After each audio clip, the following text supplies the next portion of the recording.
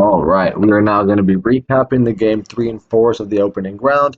I did not recap game threes by myself because they don't the games don't really match up very well. So I wanted to try to get more games out of the way here. So we got most of the game three and fours have been played. We just have Miami and Boston, and then OKC and New Orleans that still have to play their game fours, but we have most of the game three and fours out of the way here, so we can kind of start getting to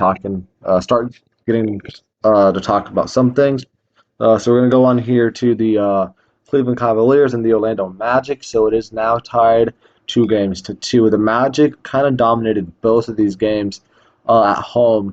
Um, they won game three by 38 points, won game four by about 23 points. So they, were really, really dominating, this entire game, basically. Um, Both of these games at home, they absolutely dominated. The first couple of games, the Magic were shooting horrible from the field and from three. And looking at game three, they shot 51% from the field and 35% on threes, compared to the Cavs, 39% from the field and 24% on threes. So they just shot a whole lot better than the Cavs. They had 6 less turnovers than the Cavs in game three. Paolo had 31 points. Jalen Suggs had 24 points and 9 of 11 shooting. So, yeah, they just played really, really well. And the Cavs could not really make a shot to save their life. Darius Garland was 2 of 10. Karis LeVert, 5 of 13. Max Church was only 2 for 6. So they were very much struggling to shoot the ball in game three. And game four was not much better for Cleveland. Orlando shot 56% from the field and 46% on threes as a team. The Cavs only shot 24% at threes, which is only about half of what Orlando shot. So usually when you shoot twice as good as another team shoots from the three-point line, you're probably going to end up winning the game, and that is exactly what happened. In this game, Franz Wagner had 34 and 13. Paolo put up 31 in game three. He only put up 9 in game four, and they still won by over 20 points. So it's a really, really good sign to see there. Their bench was really, really good. The Cavs just once again struggled a lot. Jared Allen was good with 21 points, but Donovan Mitchell was only 5 of 14. Karis LeVert was 2 of 8. They didn't do as bad from the field, shooting 47%, but still 24% on threes is pretty bad. Both teams had a lot of turnovers in game four. Cavs had 15 turnovers, Magic had 17 turnovers, so interesting there. But yeah, when the Magic are going to shoot 46% from the three-point line, they're probably going to be winning those games. So as it has gone right now, all the home teams have pretty much dominated every single game. So my current prediction here is probably going to be Cleveland in 7, which should be a very, very fun series still. Looking at this Timberwolves and Suns series, so the game game four just ended like 5 minutes ago as I'm recording this video. So looking at game three here, Minnesota won 126 to 109 there. So still pretty much dominating like they have been for the first 2 games there as well. Timberwolves shot 38% from three. Suns was 39% on three. So the Suns offense really wasn't bad in this game either. Just they still can't really play defense. Anthony Edwards had 36 points. Cat had 18. Gobert had 19. They just really, really played well all game long. And for the Suns, Royce O'Neal was 0 for 5. Eric Gordon was 2 of 7. So they kind of need those other guys to be doing a lot better offensively. KD, Booker, and Bradley Beal all had 20 plus points pretty efficiently. They're just not really getting a lot of help offensively, which is basically why they're losing all of these games. And then game four here, it was looking, like the Timberwolves had a good shot to win this game going into that fourth quarter, or the Suns, I'm sorry, going into that fourth quarter. They were up by 5 points at halftime. They were still winning going into that fourth quarter. It was a close game throughout. They just were not able to pull it away here in game four. Devin Booker did all he could. Devin Booker put up 49 points here in game four on pretty efficient shooting as well. KD had 33 really efficiently. Bradley Beal was not good, of 9 points on 4 of 13 shooting. Royce O'Neal, 2 of 7. Eric Gordon, 2 of 7. So outside of Booker and KD, no one else really contributed a whole lot, which is ultimately why they lost, because their bench, their depth scoring and stuff is just not very good. But Devin Booker putting up 49 points in an elimination game, and still losing is pretty disappointing if you are Phoenix Suns fans, considering they shot 51% from the field, best player put up 49 points, and you still end up losing. So their offense has been pretty good, like I said, all series long. More so in game 3 and 4 than game 1 and 2. But still, their defense has certainly been the problem. Anthony Edwards still put up 40 in this game. Cat had 28 and 10. McDaniels had 18. So, that's still definitely a problem. You can't allow Anthony Edwards to go off for 40 points. If you want to be able to win some of these games, you're going to have to actually stop the other team. But yeah, the Suns ended up losing the series here in 4 games. The only team to get swept in the first round. Pelicans could still get swept, but so far, Timberwolves are the only team to get swept or to sweep the Suns here. So that's interesting to see here. I don't know what Phoenix's plan is going to be going forward in the next season, but they certainly got to. If they want to keep the same core around, they're going to have to make a lot of changes with their bench. I'll look at the Knicks and Sixers. So it was going into a game 3 tied 2 to or Knicks up 2-0. Now it's a 1-1. They split here. Philly won game 3 by 11 points. It was a shootout game there compared to their first 2 games. Embiid put up 50 points here really efficiently. Maxey had 25. Jalen Brunson had 39 and 13 as well. So he did his part for sure in game 3 there. Philly shot 48% from 3. Knicks were 43% on 3. So really, really good offenses in both of these teams there in game 3. But New York was able to, or Philly was able to pull out that win by 11 points to avoid going down 3-0. But they still ended up going down 3-1 now in game 4, losing by 5 points to New York, where Jalen Brunson had 47 of the team's 97 points, which is almost half the points, which is pretty insane. Still having 10 assists there as well, probably accounted for over 70 points for that game. So that's really insane to see there. Josh Hart had 17 rebounds. He had 0 of 7 shooting, but he had 17 boards and 3 blocks. Also, Sixers still doing pretty good offensively overall in this game. They only shot 27% on threes, but the Knicks were only 26% on threes.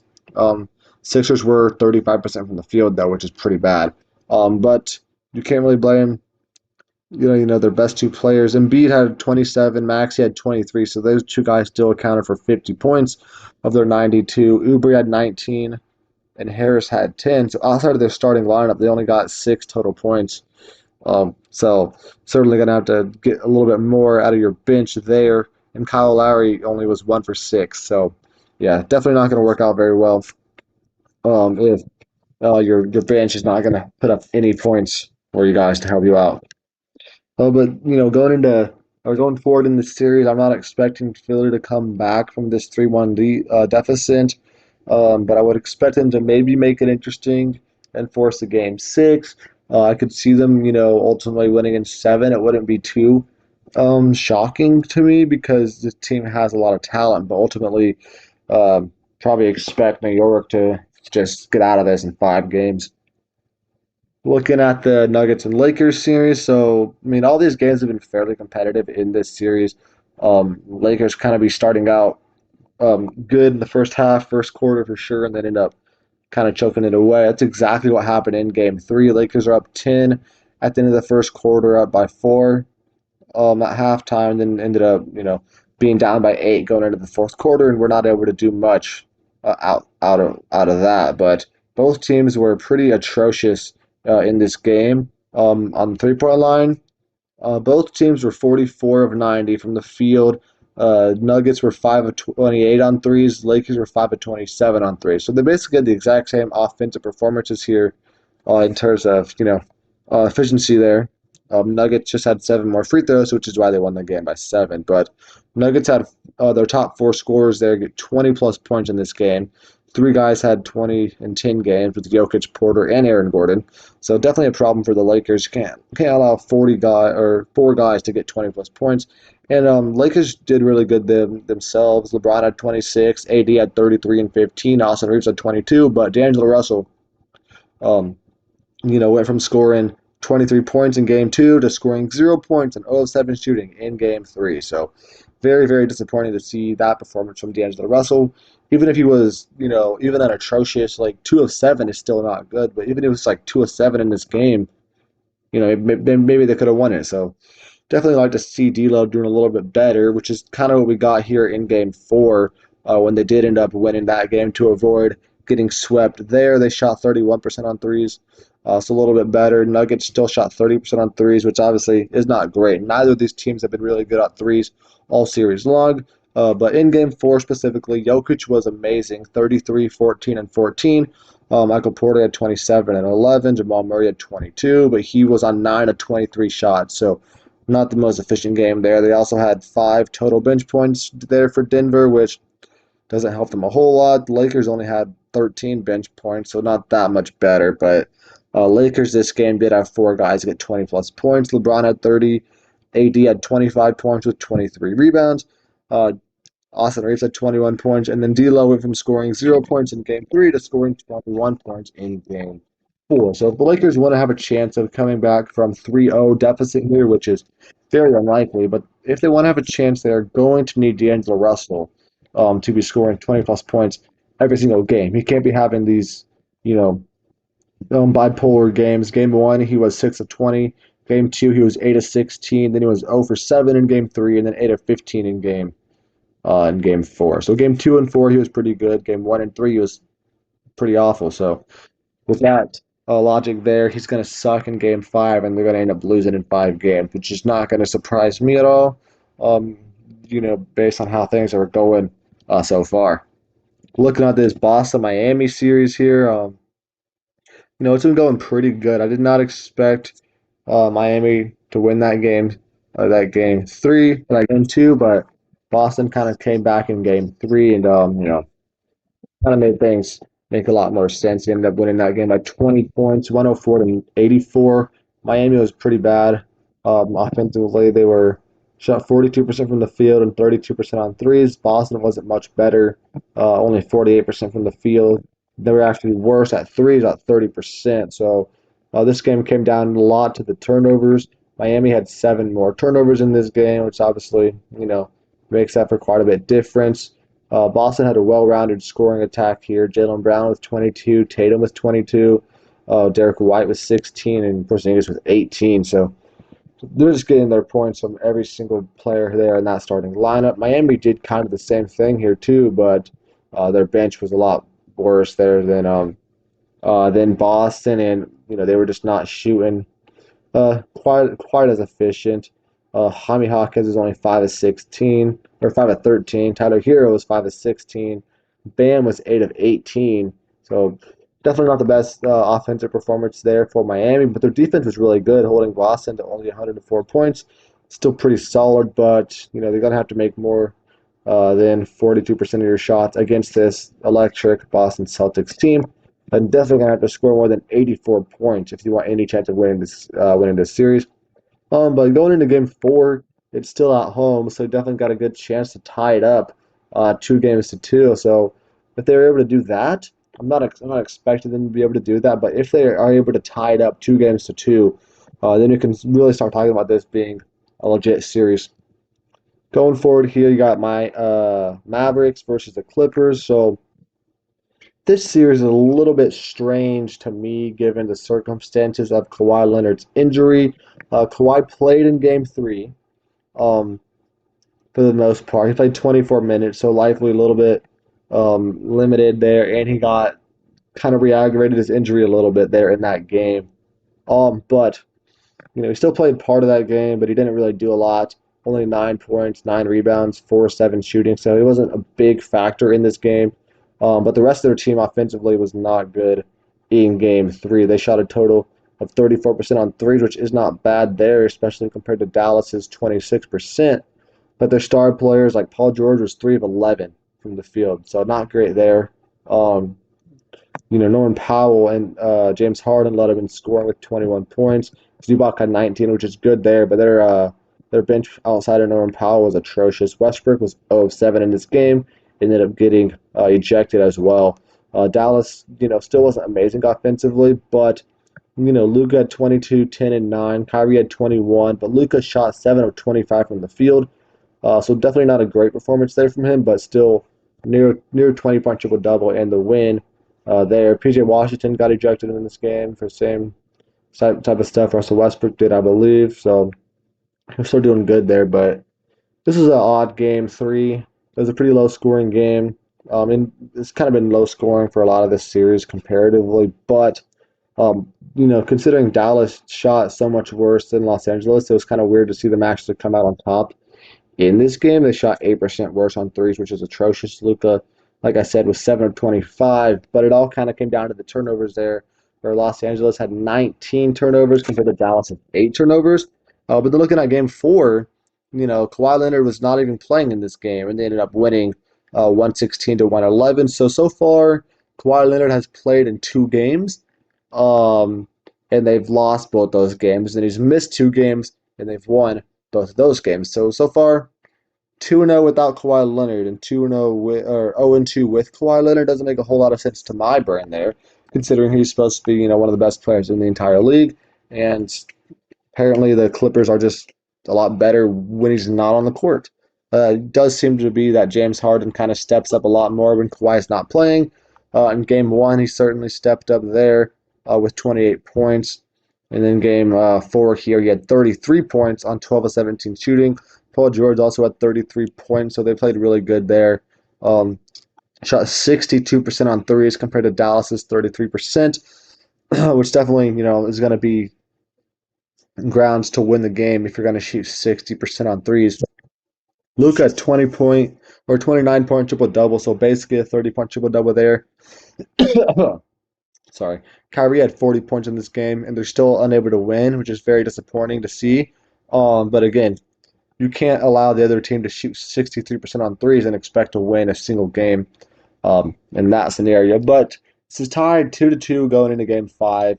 We don't know if Kawhi is going to be able to play in game five, but right now it's not looking like he is going to play, um, which is definitely an issue. But I don't even know if it's a bigger issue for Dallas or for the Clippers because, so far, you know, with Kawhi Leonard out, it's actually helping the Clippers. Looking at this Pacers Bucks series, yeah, so it was tied to 1-1 going into game three here in Indiana. Game three was an absolute classic of a playoff game. 121 to 118 win there for Indiana. It did end up going into overtime.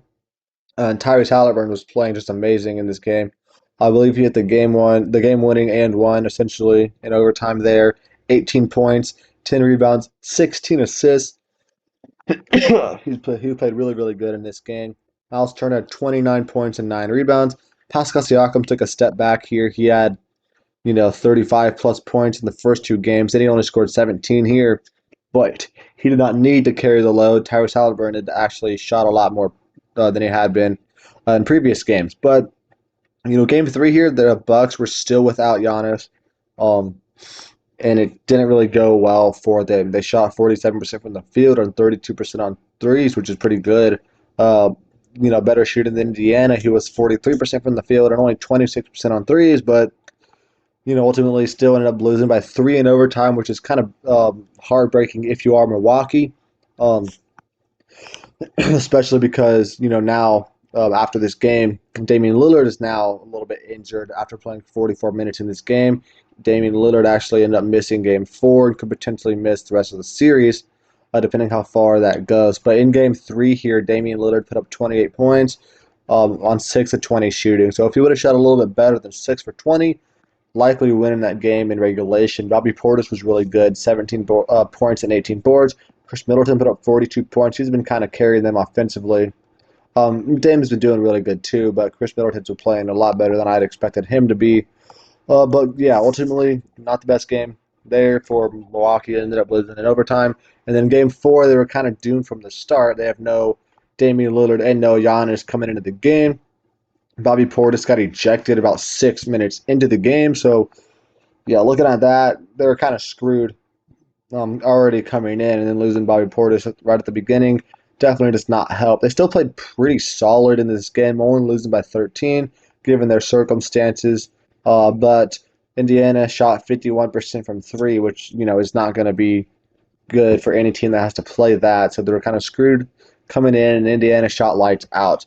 But they did have 3 guys still get 20 plus points, even though their 3 of their 4 best scorers are out of the game. Middleton had 25 and 10. Lopez had 27 and 9. Malik Beasley put up 20 points for them, but yeah, outside of that, not getting a whole lot of scoring from anybody.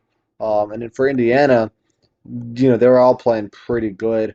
Halliburton 24 points, Miles Turner 29 points, 13 points for Obi off the bench in only 16 minutes is really really good there. So they were playing really good basically throughout the entire game there for Indiana. Um, and yeah, end up win that game by 13 points. And now that they're up 3 games to 1 in the series with Giannis and Dame likely out for Game 5, there's a chance that both of them are able to play, but I'm not really buying it at all. And even if they are able to play their next game, I don't think they're going to be able to come back and win 3 straight games here, even if both those guys played in all 3 of them games.